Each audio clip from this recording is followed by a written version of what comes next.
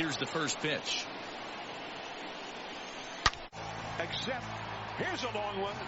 Way back there. Adios! Pelota! Here we go, another episode. This is post-season. We have now a 2022 World Series champion.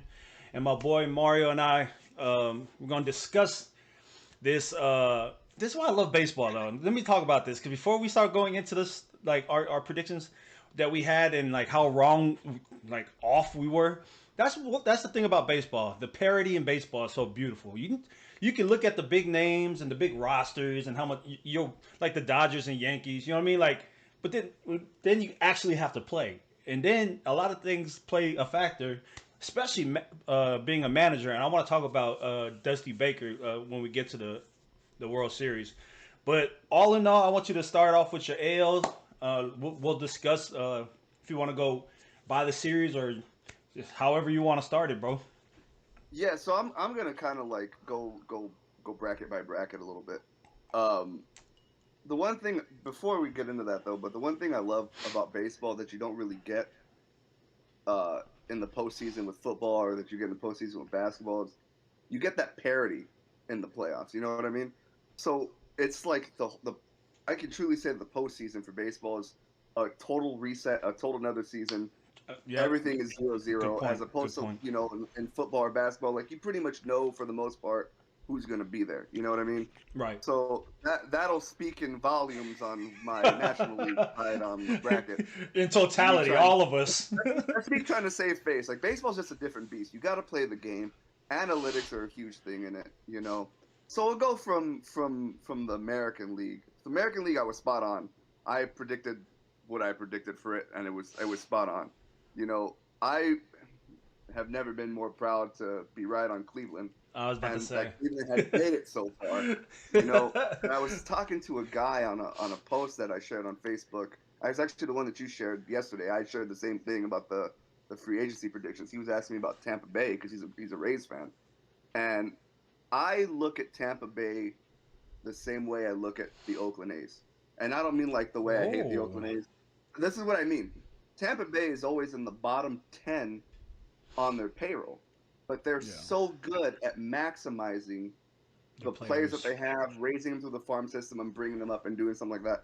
They're not gonna bring the big free agents in. They're not gonna be paying the $200-300 million contracts that you see the big teams pay, but they're able to figure out what they have, manage what they have, and then get more out of their players. So the fact that they were there was impressive to me, because I didn't think I thought Tampa Bay was going to fall off, but the fact that they were where they were was impressive to me. Cleveland, being the youngest team in baseball, they're like just one or two pieces away.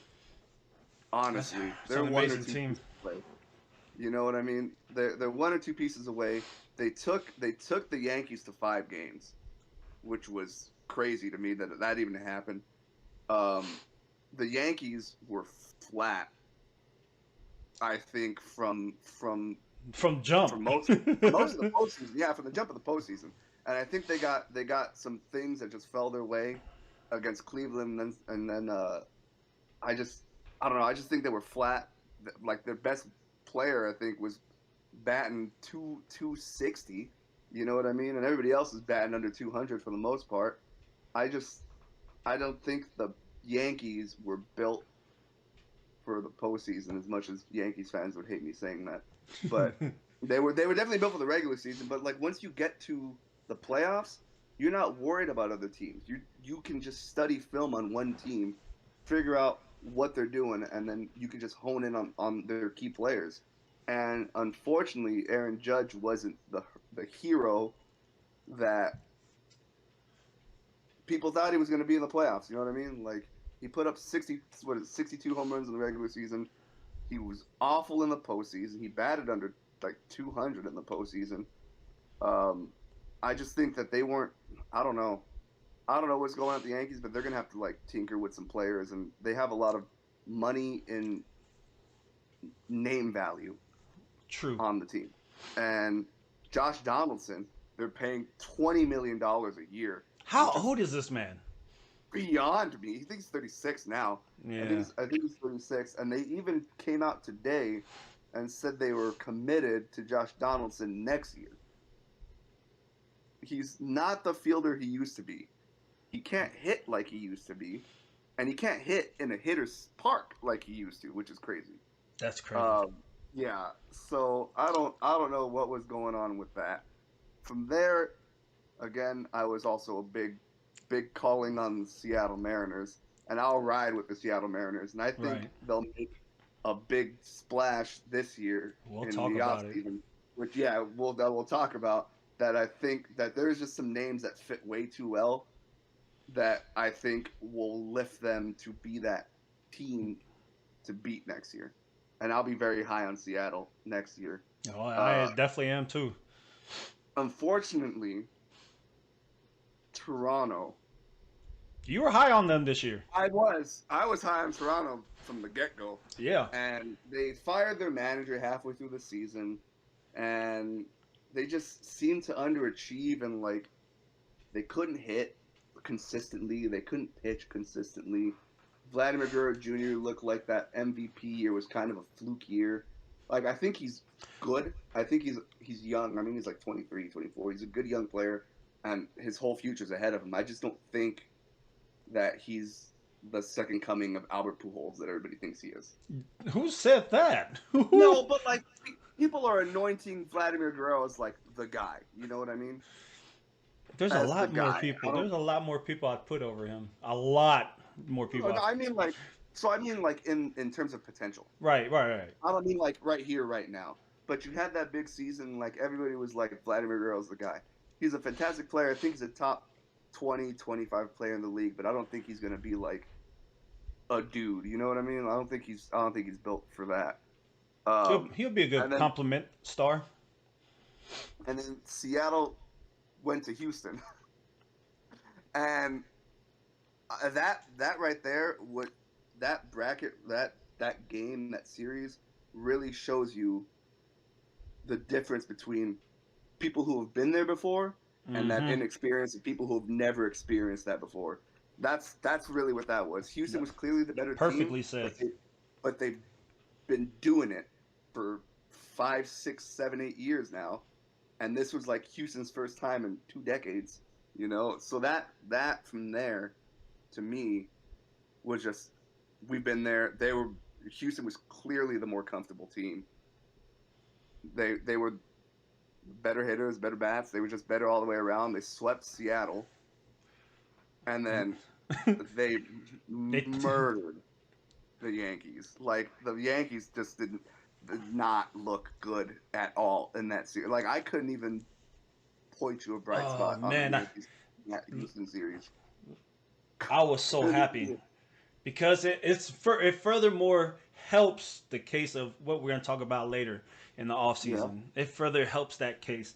I'll tell you, for this playoff stuff, before you continue, going top to bottom like you did, I was big on Tampa Bay. You knew this. I wasn't as big as I became a believer after they started getting the first place seed and whatnot. You got those two teams. You know, I did have Tampa going, so I'm already taking the L for that one. When it came to Seattle and Toronto, I went with Seattle. Then it went to the next bracket. I went Yankees, got that right. I went Houston, got that right. But with Houston, before we continue on to the National League, we always said that Houston had like one of the best rosters on there anyways. So it's like Houston had probably the best roster on there. Yeah, top to bottom. And then when they went to the when the Yankees and Houston played in that series, I didn't see that sweep. I thought it would be a more competitive game. But it just furthermore, think about it.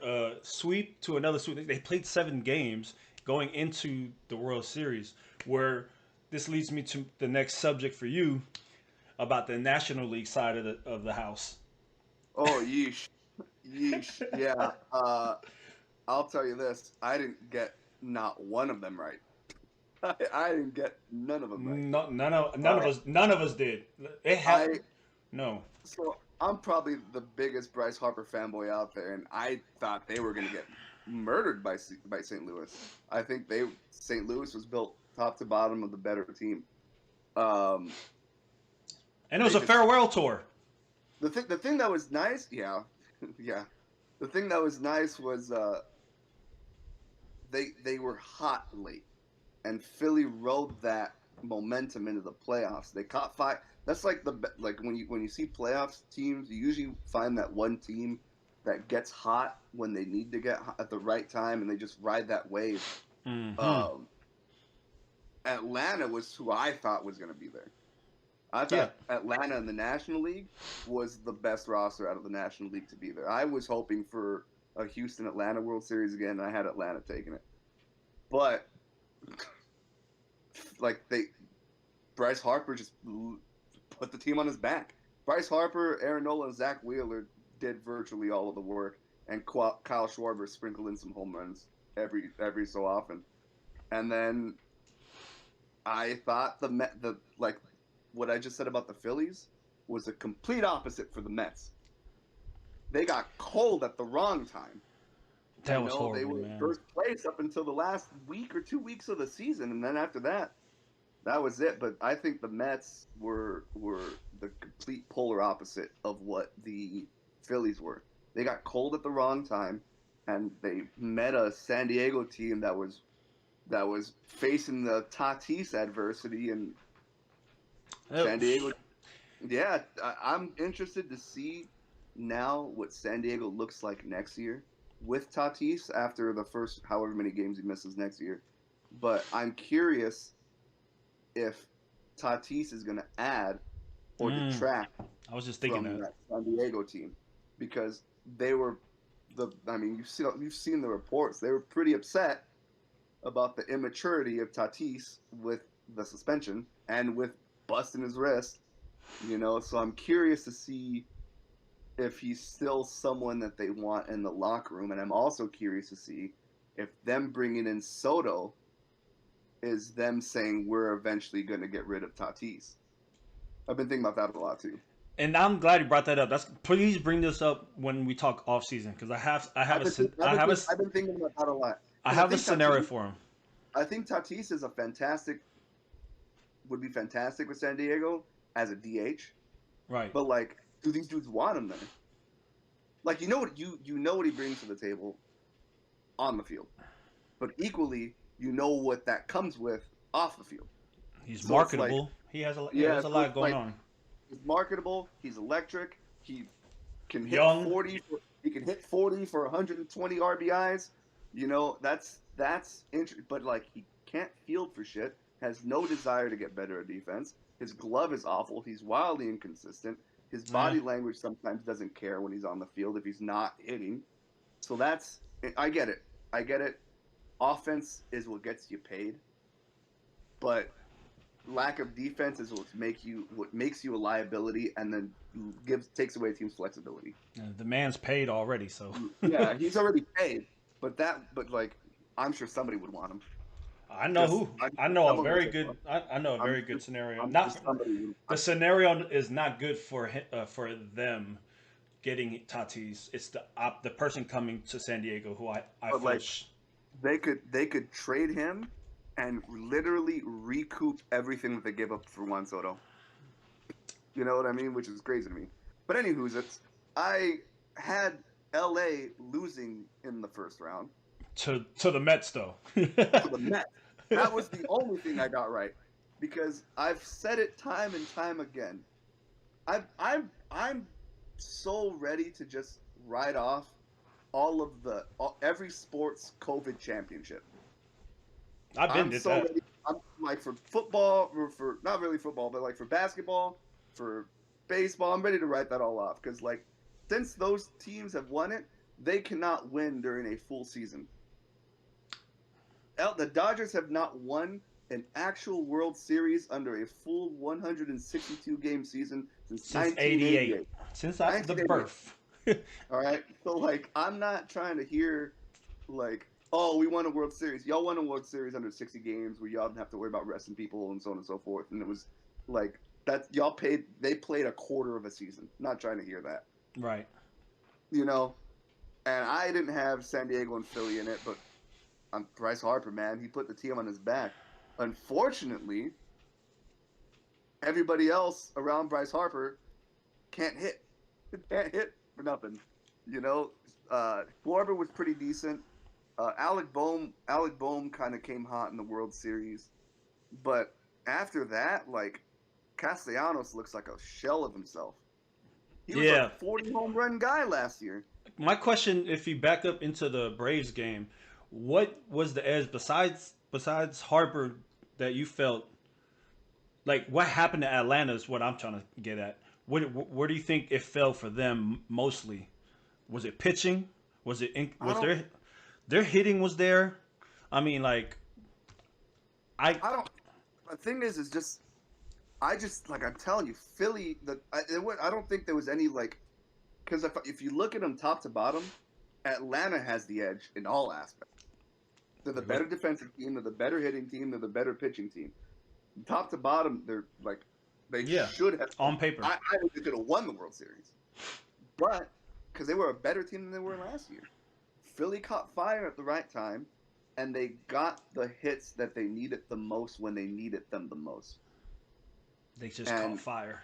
Bryce Harper, man, like, I'm gonna continue with this man. This guy, like, he put a team and a city on his back and carried them to the World Series. And that is a very rough city to be on your back. It is, but it's very funny, faithful. When he left Washington and he went to the Phillies, I was like up in arms and didn't think that was the move. But there is no baseball personality that fits their city more than Bryce Harper fits the city of Philadelphia. Like, he embodies what that city is. Passionate fan base, a passionate, loyal fan base, and they're emotional, good or bad, and they're gonna tell you what their emotions are. Philly fans are straightforward. And Bryce Harper is that same guy. He's passionate, he's straightforward, emotional, and he's straightforward, and he's going to tell you what he's feeling when he's feeling. I think Bryce Harper to Philly is probably the best fit for any player in baseball at all, period.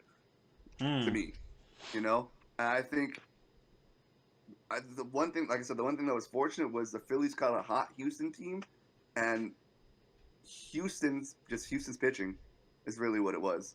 Houston was better pitching. Like, they were getting hot with their bats at the right time. What was it? Four pitcher no hitter. Was it Game 3? I believe it was. But still, if you think about it, Philly was the only team to give them 2 losses in this whole damn playoffs to begin with. But like when you look at the way the Phillies are built offensively, they sacrifice contact and defense for power. Power. So they can beat you on the long ball, but they're not going to get a ton of guys on base all the time, and they're going to strike out a lot. Schwarber is the true definition of that. And so is Castellanos. That's true. Like, both of those guys are going to strike out a lot, but let them tap one, and they're going to take it over the fence eventually. Launch it. So they sacrifice, and when it comes to the postseason, your issues that you have on your team are more glaring in the postseason.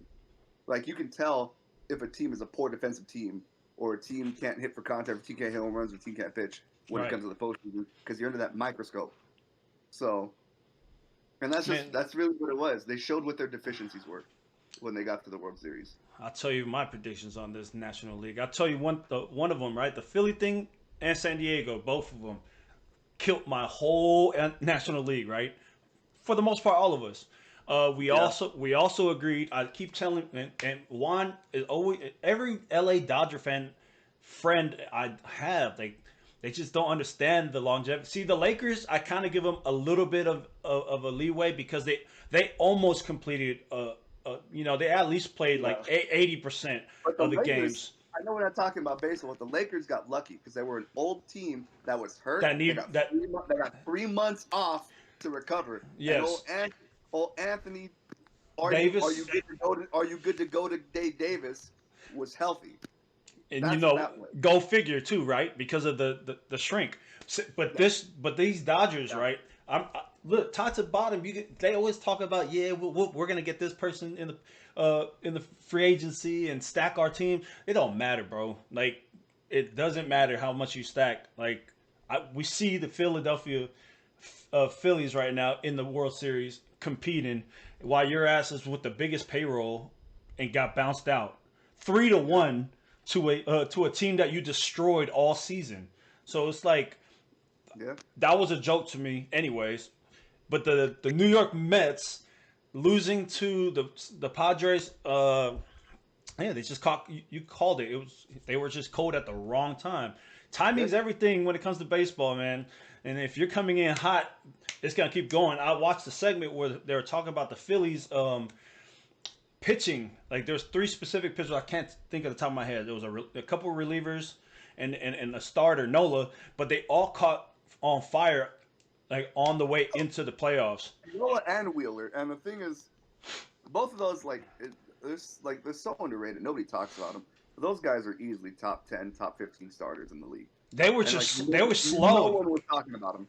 Yeah, because they were slow. They were slow in the beginning of the season. I was watching this whole segment, and it got, like, I believe we're in NLCS, and I was trying to figure out why Philly was so good, because I wasn't catching up with a lot of the Philly games, but I kept seeing them winning, and they brought up that whole thing, like, marching into September, this pitcher all caught fire, and, like, it was perfect.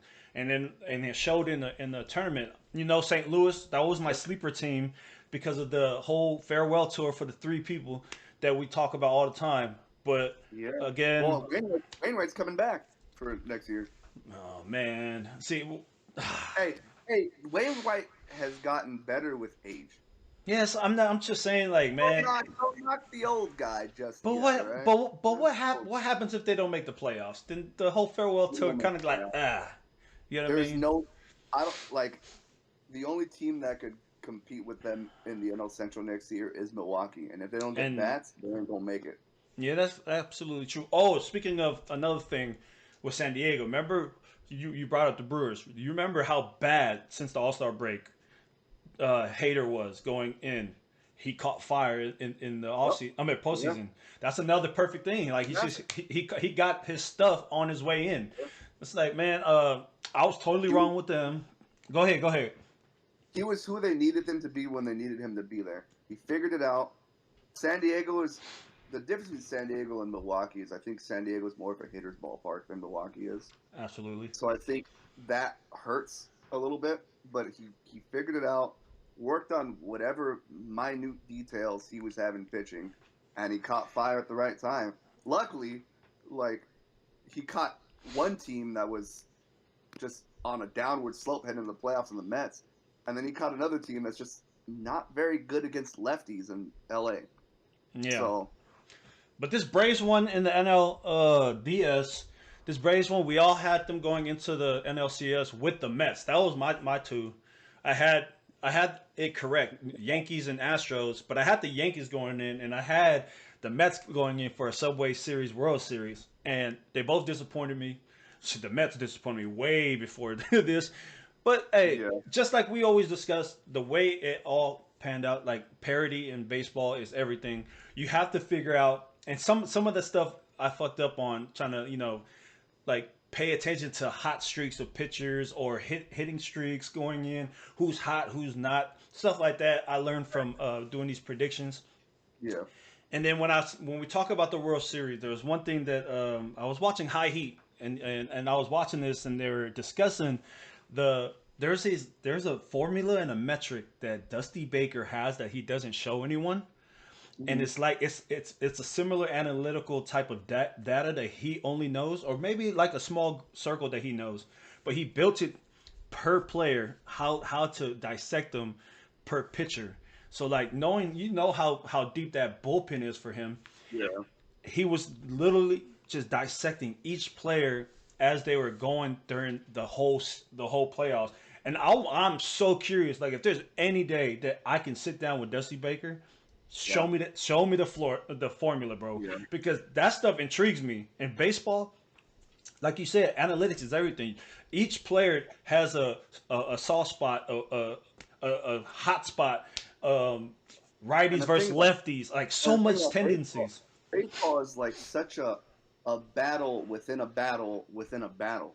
Yeah. So like it's not like you break it down. It's not just team versus team. You break it down to inning versus inning, batter versus batter, batter to batter, and then even defensive alignments. Breaking it down pitch to pitch.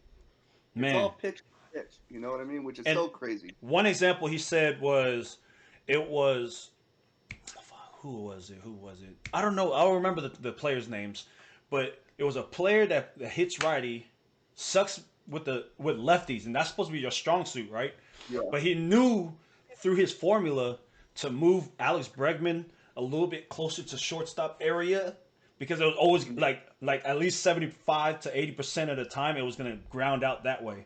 So yeah, third pitch, boom, hits it, and it showed. I'm like, damn, that's just crazy to me. It's just the whole thing about that. It's like you have a general. It's just like military, bro. You got your generals, then you have your soldiers, and you have your battle plans. And each battle, like you say, each thing has its own battle going on. It's fucking crazy. And I'm curious. I might rewatch this World Series just to specifically watch the alignments that was happening with Houston and how they did all that, because that's just pretty dope. I see you're getting into like some nuanced stuff right there. You're getting into like the nuance of the game. And it's funny that because it segued into the offseason and who the Texas Rangers picked up, and talking about Chris Young and Bochy, and talking about how they're old school minded, but are learning the analytics of the nuance of baseball. Shit's crazy to me. I'm so sad Bochy's not in a Giants uniform. Yeah, so we're gonna talk about that. I mean, if you have anything else to say about the World Series or anything about this playoffs, I do want to segue into that, because I'm really excited to talk about it. I just want to congratulate Dusty Baker. Yes. Because as a Giants fan, he spent a long time with us, and 0-2 before this. He's always been that bridesmaid. You know what I mean? In the postseason, he's always been that bridesmaid, and he's either lost the World Series or he's left the team, and the next year they've won the World Series. He's been that guy that just narrowly misses it, and like, I don't think a good thing could have happened to a better person than Dusty Baker. So. Well said, man. I'm so happy. Yeah. If there's one thing, we all know we fucking hate the Astros, but if there's one thing that I am happy about is good old Dusty getting his ring. So with the off season now, parade is done. Champagne's drying off, right? The off season's here. I want to talk about a lot of the off-season predictions and rumors for players. There's a lot of big names in this free agency this year. A lot. Yeah. And I want to, start naming them, and I just want you to, give me notes on what you feel, where they're going to go, or how you feel about this whole situation. Like the first one we're going to talk about, Aaron Judge. And before you go, I was talking about this during the playoffs. Like I was hoping that the Yankees got disappointed, and how badly was it when they got swept. That helps the case of him leaving, and we all know where we're hoping to go. What's crazy to me is like these dudes booed this man after what he did this season, which is crazy to me. All right, so like when it comes, I'm gonna put a little disclaimer on here. All right, my bias is gonna show on some of these a little bit. All right, yep. So the people listening in, my bias may or may not show, but I also think the Giants are gonna make a lot of noise because they have the money to spend. Finally. But, yeah, finally. So when it comes to Judge, I feel there's only one. So I cheated a little bit. At first, I feel there's only one of two places, but right now I feel like there's one of three places he could go. I almost think I know what you're gonna say, so I'm gonna wait. So if he doesn't go and re-sign with the Yankees, like, you're not gonna tell me that there's nobody on this earth that can convince me that he's not gonna sign with the Giants. Yes, sir. No one on earth. Nobody on this earth. He's from the Bay Area. He's from Stockton. He's from that area. There's nobody on this planet that could tell me that. However, the other caveat that would make sense for him to be is right back in New York with the Mets. That's what I was talking about. That's the one I talk about. Because right back to New York Mets. there's a war that they're talking about in the segments I was watching. They were saying it like this might be it. What we learned about the Yankees and Mets, in their history, they never attack each other's players in free agency. They kept it away and went elsewhere. But if this happens, where Judge decides to go to the Metropolitans, then they're gonna go attack and try to get DeGrom. And it was like they're gonna just keep doing that to each other. But that's not one of the teams. It was just one of those rumors. And when you said earlier two of them, we already agreed. But when you said that third one, it's like I already know where he's going with this. Yeah, I already know it. It would be very interesting to see him go to the Mets, because at that point in time, you take the identity of what the Yankees are, and you leave them with aging players who strike out a lot, and no heart on that team in the form of Aaron Judge. Man, like I said, there's three teams I hate: the Astros, the Dodgers, and the Yankees. It's like anyone else Judge goes to, I'm happy about. But I don't hate the Yankees. I just think their fans are obnoxious. That's why I hate them. I just same thing with the Astros. I think their fans are obnoxious too. That's why I freaking hate them, bro. That's why I hate them. I like the Yankees. I do, and I like the history of the Yankees, and I love that stuff. But I just think their fans are obnoxious. So what they're saying in prediction wise for his free agency is that he's looking at a 7-year, more than $100 million, right? $213.5 million that Yankees general manager Brian Cashman offered him before the season, right? So he's gonna get way more than sheesh. Judge is gonna get like 7 years, $300 million. Yes. So the prediction at the bottom that I didn't read, it's 8 years, 330. Yeah, that's about right. Like, he deserves that stuff, man. You know what? Like you don't really see very many people bet on themselves and succeed like that. Like you see people bet on themselves and win that bet, but he's bet on himself and then had a historic season. I really hope. And listen, being biased like you said, I really hope this happens, man. First things first, if I find out Aaron Judge, I got 3 jerseys en route via order. Every single and batting practice. I'm getting all the damn jerseys. Oh yeah. All right, so I brought up the other one, right? I talked about the New York Mets. We're talking about Jacob deGrom. You have a really good take, and I want you to bring it up. The best fits, according to them, is the Mets, Braves, Dodgers, Yankees, Giants, and Orioles. Man, we're not getting him. But there's an issue with DeGrom that people don't talk about, right? And I think DeGrom is the best pitcher in baseball. I'm going to first and foremost say that. When healthy, yep. But there's 2 things. He's 34, and he's been getting hurt. Yeah. So, I don't want the Giants to sign him. That's first and foremost. But I think he makes sense in 2 places. And I don't think he's going to go back to the Mets. I think it's time for something new for the guy. And I think he's going to go to either the Phillies or the Braves. And I think it'll be the Braves. Stays in the division, huh? I think it'll be the Braves. Yeah, he'll live long enough to see himself become the villain in the NL East. After bouncing out NLDS, I would think the Braves would try to do something. Yeah, I think the Braves. The Braves are just one of those teams that's going to be the rich getting richer, really. Yes. And I think he goes to the Mets. They're looking at a 2-year. That's the Braves. Sorry. You're looking at a predicted 2 years, $90 million with an opt-out for after 1 year. That's what they're banking on right now. 2 years, all right. $90 million. That's insane. It's fucking crazy. All right, so we're going to look into this next pitcher. 39-year-old Justin Verlander coming off of a World Series ring. Predictions for best fit: Astros, Yankees, Dodgers, Braves, Mets, Orioles, and a contract prediction of 3 years, $135 million. Where do you see him? I think he stays. I don't think it makes sense for him at his age to go anywhere else. Yeah. He had what I think is going to be a Cy Young year with Houston. He actually did for that age too. I think he wins the Cy Young this year, but I don't think he goes anywhere. I don't think there's any place that he would go to that would make sense at that age. Like, I think he just stays. I don't. Yeah, I think I just have him in Houston. I don't really have him going anywhere else. Yeah, at that age, The yeah. only other place I could see him going is if Clayton Kershaw is going to the Dodgers. We'll talk about that. We'll talk about that, I and think- maybe that's the move if they're gonna wait until see if Kershaw better not leave his ass out of there, bro. Kershaw going to one of three things.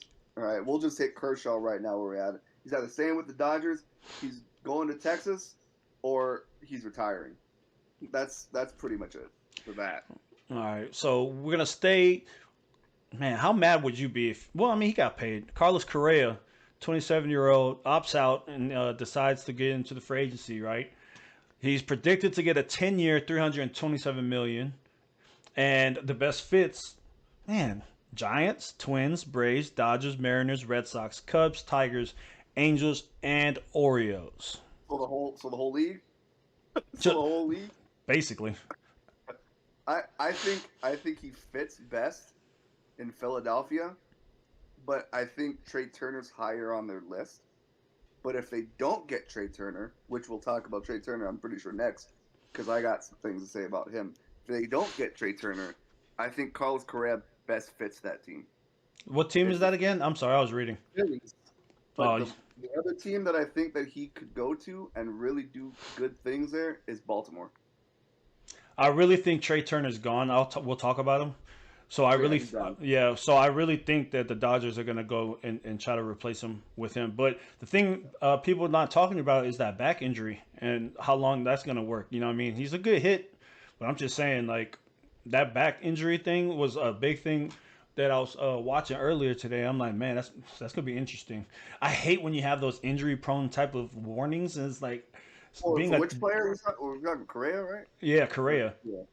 Yeah, and it's like, bro. But the thing is, like, he's somebody that I think the reason I think he would fit the Phillies is when the big lights are on is when he's at his best, which is what they need, because they got players that are fine, but when it's like when they need them most and like the stress is on, they disappear. There's gonna be Correa's like the complete opposite. There's gonna be a domino effect at shortstop with four of them, right? It's gonna start with Trey Turner. Trey Turner, yeah, but you think Trey? That's gonna be hard. But I don't think Trey Turner is the first to commit, though. I really think it's gonna be Correa. Cause he a greedy motherfucker. He's gonna get his money. but the Correa thing. One more thing I will say is, and it's gonna be another trend because it depends on the domino effect of these shortstops. I also think the Mariners are picking one of these shortstops, and I honestly feel like I don't. Ooh. But I know a shortstop that makes perfect sense in Seattle. It's your favorite shortstop right now. No, I mean, yeah, probably, I guess, but like, yeah, maybe. But the one shortstop that makes sense, this is the perfect situation, right? We're gonna go to Atlanta, right? I knew it. You have Von Grissom, right? Waiting in the wings. You don't have to pay him. Very good point. And he's a very good player. So at that point in time, that makes another very good, pricey player expendable. I knew it. I knew you was going to go with him, bro. Yeah. Perfect for Seattle. I knew you were going to go there. If he doesn't go to Seattle, like, I'm going to do a podcast with a bag on my head, bro. I think he belongs in Seattle. It's a perfect situation. A defensive-minded shortstop that can hit. And that's the guy. He's perfect there. So let's go. He brings them leadership, and he's been to the World Series, and he brings that experience that Seattle needs. That guy belongs in Seattle. All right, so we're gonna talk about the Trey Turner. Okay, we're looking at a 29-year-old who everyone's thinking is like, oh, age. He's one of those that's gonna age well. Best fits, they say. The Braves, Giants are always going to be best fit because we need everyone. Twins, Red Sox, Phillies. I want to take him in San Francisco so bad. 8 years, $264 million is the price for him right now. I think the Giants get 3 big name guys this year. Oh, you know what? Let's just talk about that then. I think they get Judge. I think they get Trey Turner, and I think they bring back Carlos Rodon on a 4-year deal. Rodon, please come back, man. If there's one thing Rodon told me, man. I'm sure the Phillies. The other place that I think Trey Turner fits is Philly as well. Man, everyone fits for Philly right now for you. No, not necessarily. He's like, I think he's the last guy I have on this thing that fits in Philly. All right, like so Rodon, with Rodon, the other place that I have that fits Rodon, Philly, Cleveland. Oh, let me get a little serious. Let me get a little serious on that one. Cleveland. Oh, and they got the money too, man. Yep. You package Shane Bieber as your ace with Carlos Rodon as your number 2 and Tristan McKenzie as your 3. That's probably becomes the best pitching rotation in baseball. Listen, the only reason why I'm hoping, and the reason why I'm saying hoping, is because he commented something during the season. He's like, "This is why I love about San Francisco." Right? I'm paraphrasing, by the way, but it was in this type of context. I love these people in San Francisco. Look at us at a losing streak right now, and we still sell out our arenas. I was like, this is beautiful to see. I haven't seen any baseball player that goes to the Giants and like hate the city of San Francisco and the fans. None And of them. and then leave. Yeah, you know what I mean. Like you don't see that very often. But they even like Chris Bryant. He was trash. Oh man, he was trash this year. Yep. But let's go to the next shortstop right now. It's a 30-year-old from Boston. We're going with Xander Bogaerts. His best fits is staying his ass there. Going to Atlanta, which I really feel that's going to be the backup plan because he'll be. I think that's the backup plan. We got Mariners, Dodgers, Philly, Twins, Orioles, and Angels. They're predicting him as a 7-year, $196 million contract. You know where this man belongs? In Boston. St. Louis. Ooh. Who's the shortstop right now?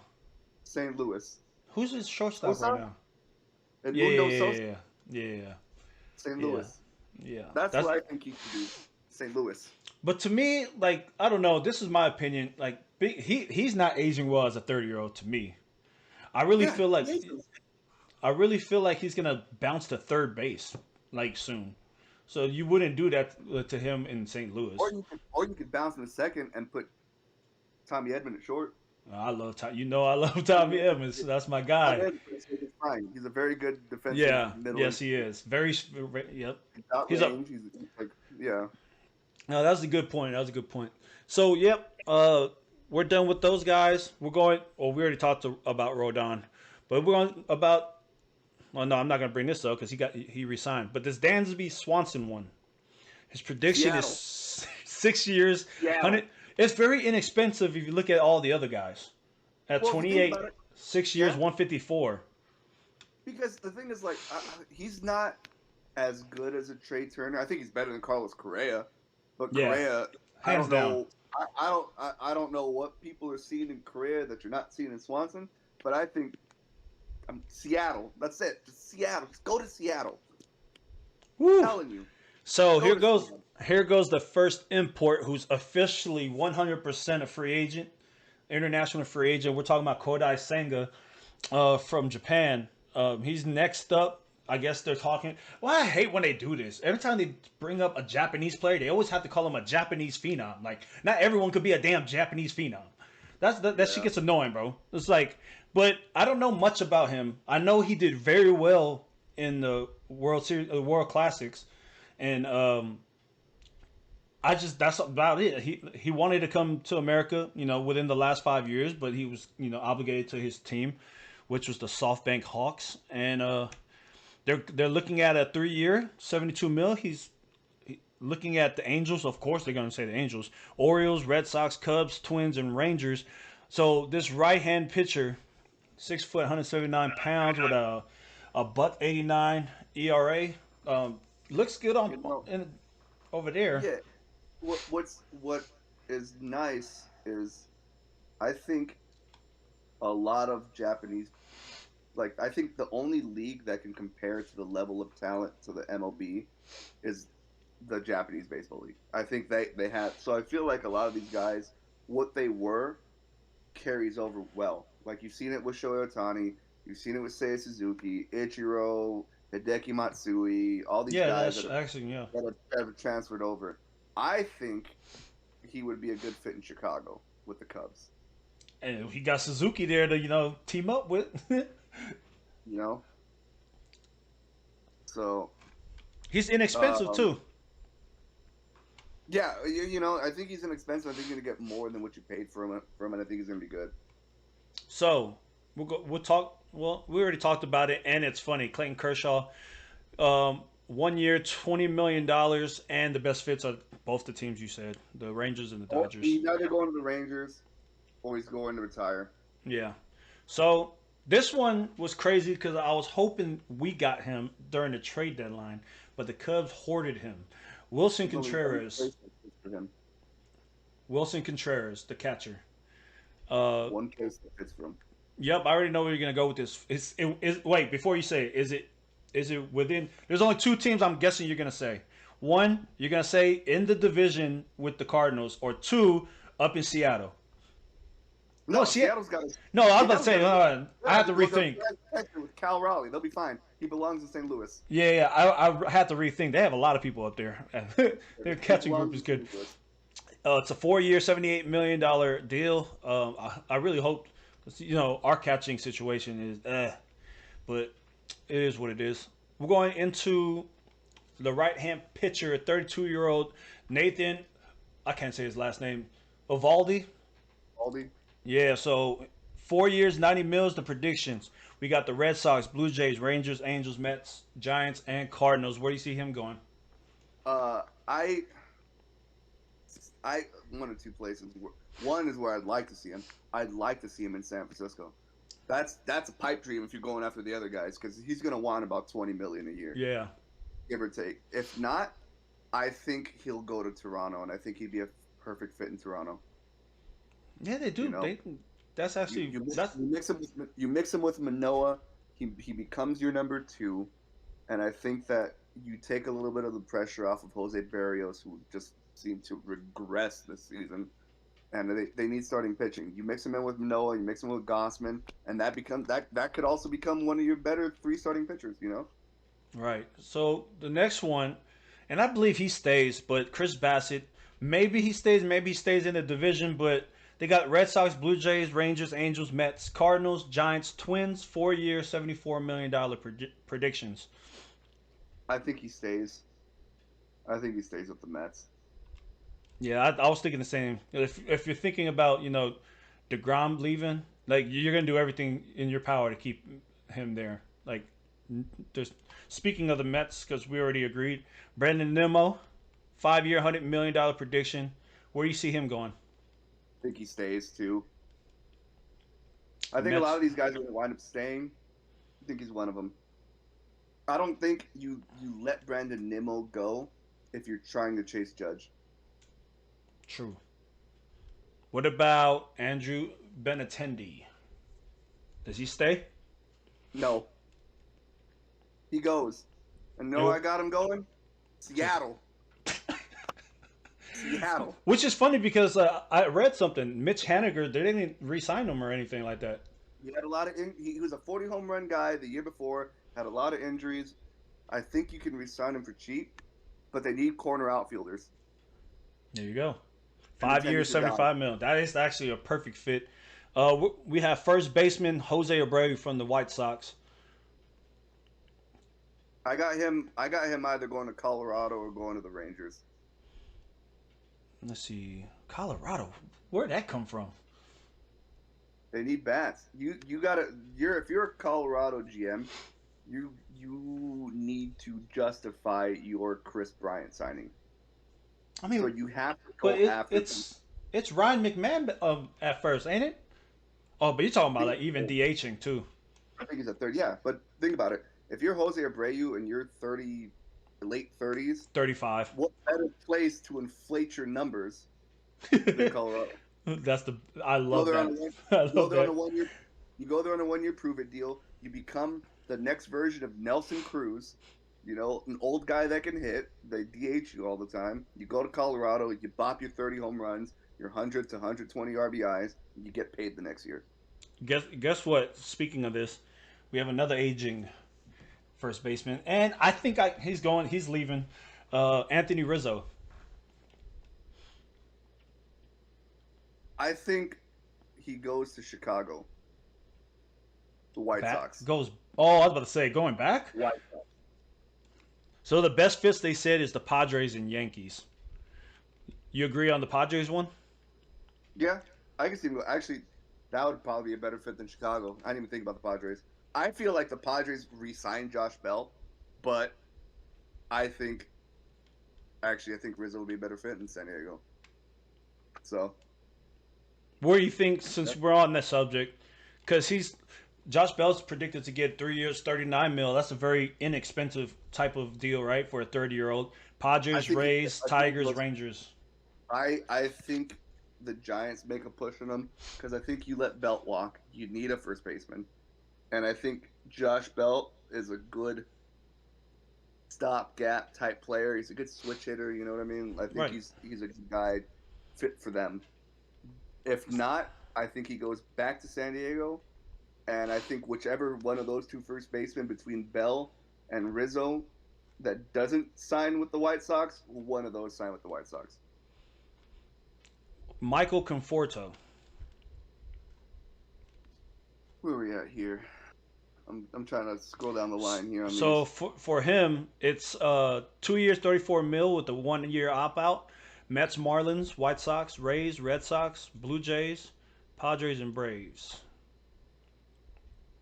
I think he goes to Miami. Fuck it. I think he goes to Miami. No, I think he goes to Miami. What makes you say what? Because for me, I was thinking Mets. Like I was like Mets. Fuck it. Well, also at the same time, like I can't keep saying the same teams because they're not going to be signing everybody. You know what I mean? There's no way. Not going to be. The Giants aren't going to be signing all top 10 free agents. There's no way. I would love that to on happen. MLB The Show. They will. Fuck this. Yeah. There ain't no way. So you think about these smaller teams. I think Conforto fits. You pair him up with Jorge Soler. You get a good outfield going with those two, and I think it's a good fit. Yeah, I agree. I don't like this guy, but Kenley Jansen, where do you think he's going? 2 years, 34 million. They're looking at the Braves, Yankees, Red Sox, Angels, and Rangers. I think he stays with the Braves. I'm thinking now. Braves or Yankees probably, but the Yankees need some help, and I think they let Aroldis Chapman go, and I think that they bring him in. I think he'd be a good fit in the Yankees. I think so. This next person is a pitcher. This all depends if DeGrom goes to Philly, but Zach Eflin. 3 years, 36 million at 28. That's very inexpensive for him. Phillies, Red Sox, Cards, Yankees, Mets, Orioles, Twins, Rangers, Dodgers, Blue Jays. Oh man. Right-hand pitcher. I could see him going to the Twins. They're gonna have money and they're gonna want to spend. Yeah. And they're obviously gonna have that money left over for that fucking Carlos Correa isn't taken. So say DeGrom doesn't go to Philly, would you say he would stay? If DeGrom doesn't go to Philly, they bring Noah Syndergaard back. As an inexpensive 3-hole guy. I'm not a freaking fan of his. But, hey, that's the offseason predictions. I want to talk about this next thing before we close out, all right? You talked about the Hall of Fame. And a bunch of these names that you mentioned, especially one, the home run king to all y'all, Barry Bonds. Talk to me about that, Mario. Oh, they got the first contemporary era committee that will be voting on December 4th during the winter meetings for the National Baseball Hall of Fame. So it's guys that fell off the ballot that are, what you would consider the senior members out of the group. You got 8 guys, right? You got Albert Bell, Barry Bonds, Roger Clemens, Don Mattingly, Fred McGriff, Dale Murphy, Rafael Palmeiro, Kurt Schilling. You got 8 names. Not all 8 names are going to make it. Okay?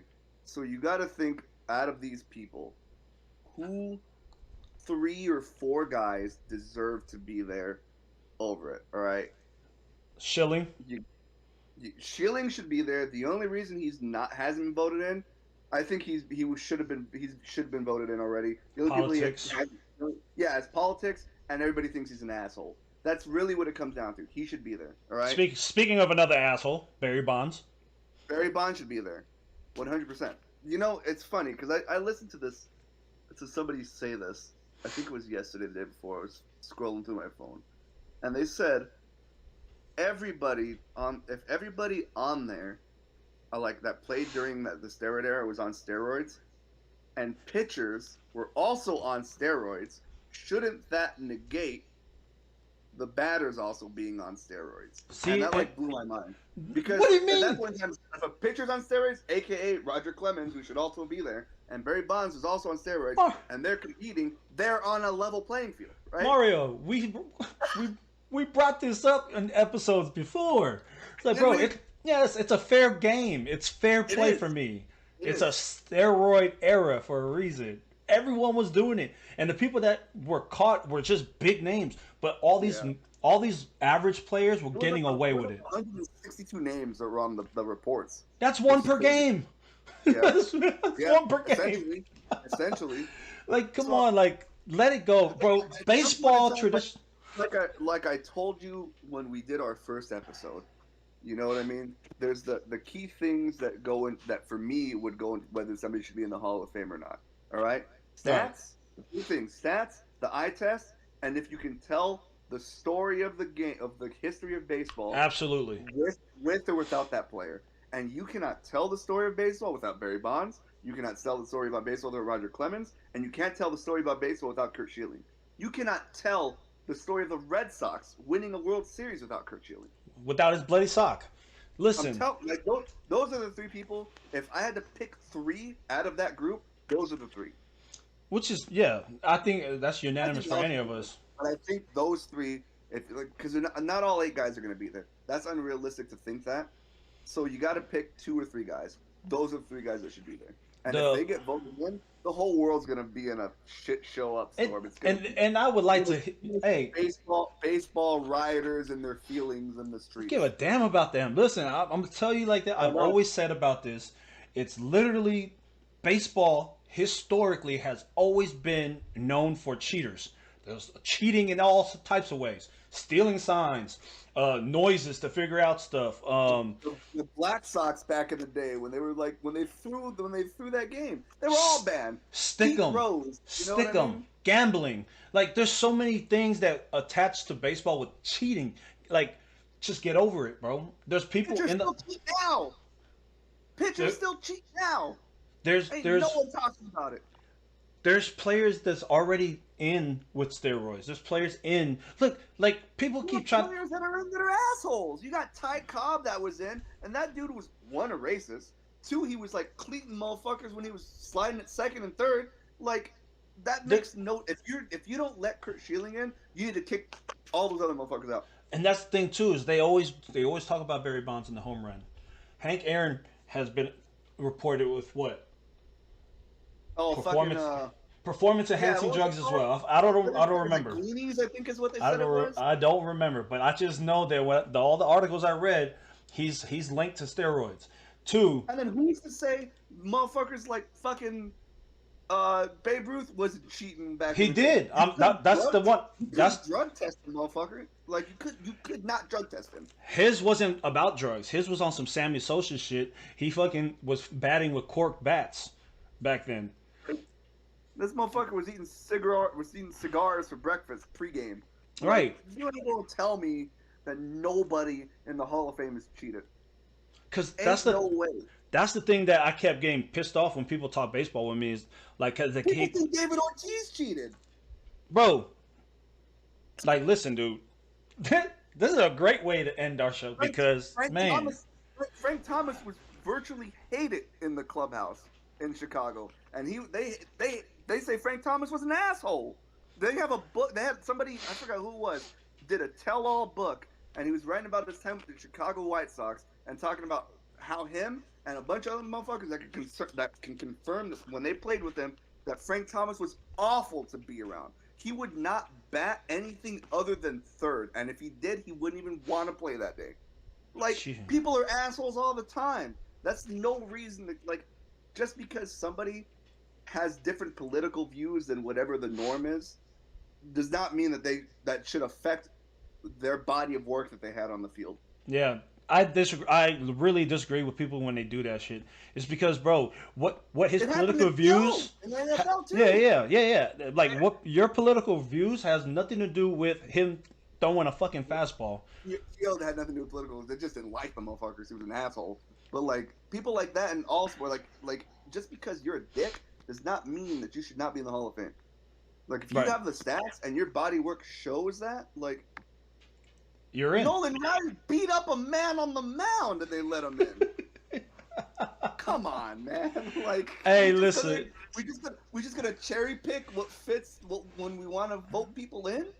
That's pretty much what it's coming down to, and that's literally what it is. Speaking of politics, right? It's so old dudes stuck in their ways, in their feelings, who have a god complex. That's all it is. It's sad to say, but listen. I hate the voters. I hate Kyle. the MLB voters. Kyle, you missed out, bro. Hope you're sleeping very well right now. We're gonna be talking a lot. Yeah, we're gonna be talking a lot about this offseason. Once the free agent starts going and they're locked in, we'll report it, start talking about it again. Bro, it was fun. Hopefully we could get, football again, man. We miss you on the football channel. It's been a while. Yeah. I'm trying to be on tonight. I gotta figure out my life prior to. All right. Well, listen, like, comment, subscribe to the Subtleflex podcast. This is the Adios Pelota baseball channel. My boy Mario, I'll talk to you and Kyle later.